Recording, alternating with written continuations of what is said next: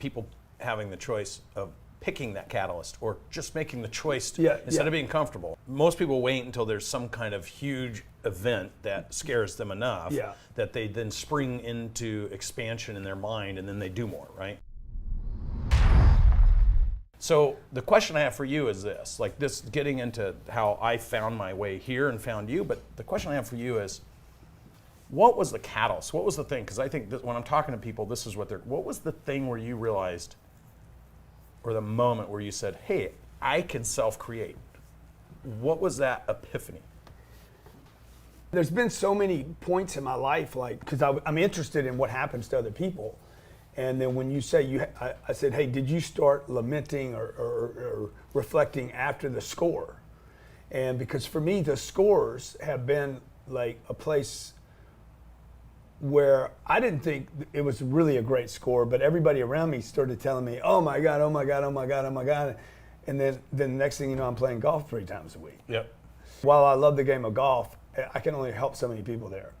You know, I just can't help enough people there. So the creative thing has happened like all along the way, but particularly though, since the crash, since that moment where I was like, oh, I've been really irresponsible to my family. Even though I had done more than anybody in my sphere of influence. And so a lot of people around me were, oh my God, you're doing good. When are you going to rest? When are you going to take it easy? And I started buying into this.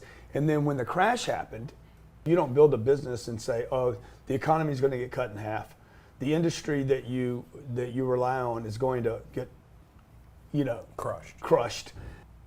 Basically, I was a little one-man shop that was making, a lot of money, figured out how to make some money.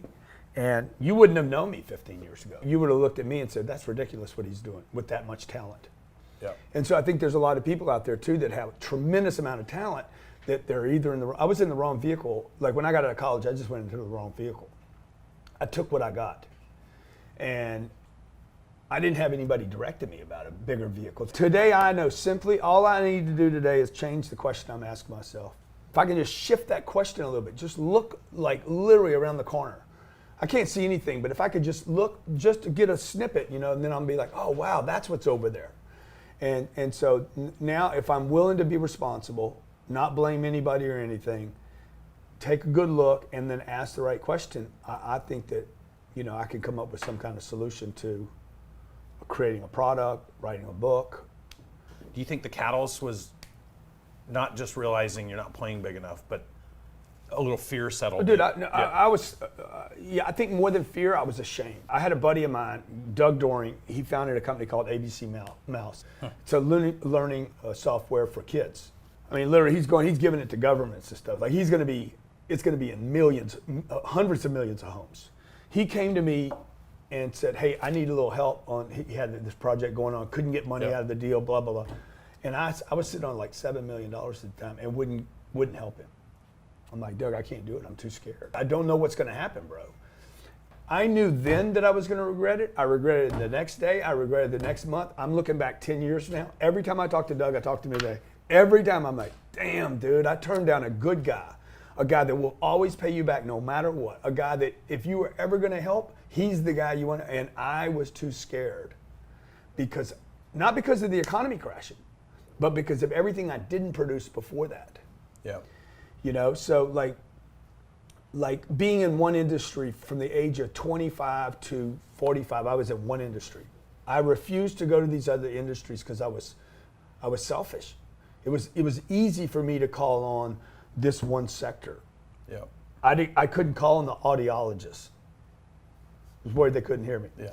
I couldn't call on the chiropractors, right? I couldn't call on the dentists, right? Because I didn't know their language. I didn't know what to say to them. But it was stupid because all businesses have the same problem as you know. Yeah, that's right. And I was helping this very complex industry that was, old, stodgy, margins were compressed, customer service was a problem, very competitive. That's every business. Like if I labeled those things and said, what industry am I talking about? You're like, waste management, furniture. I mean, we just go down the list. You could pick every industry. I was just so comfortable in that space and hated the space.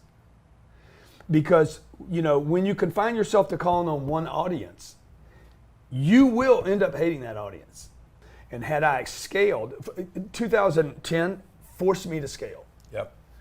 And that's where I'm like, I can never do this to my family again. I should have been calling on the dentist and the chiropractor. I should have moved through whatever fear I had. Fear is just an excuse for me to say I was lazy, dude. Yeah. Because if you're not lazy, I mean, if you're highly stimulated and properly motivated through the right kind of fear, fear won't shut you down. Fear would actually push you. And that's the thing you were talking about the other day is people having the choice of picking that catalyst or just making the choice instead of being comfortable. Most people wait until there's some kind of huge event that scares them enough that they then spring into expansion in their mind and then they do more, right? Yeah. But you can choose that. You could fabricate it. That's right. You could like today what I do is I just play little games with myself, right? So I fabricate things that may never happen to me. One of the things that I do with the cash, right? I create a little game with myself where I create a cash account, I dump a bunch of money into it, then I terrify myself about the cash account. I'm like, this is rotten. What's the guy's name? The drug lord. He couldn't hide. He couldn't keep it all. You can't keep it all. The bugs are going to get it, you know, and whatever, right? So I literally create this my own little horror Friday the 13th moment. Yeah. And then I'm like, where can this money go so I don't lose it again? And then that's why it all goes into the real estate. And I'm like, okay, I'd rather not have a return there and know when I return there, it will be there. Yep. And maybe even have a baby or two. Yeah, exactly. It's your safe spot.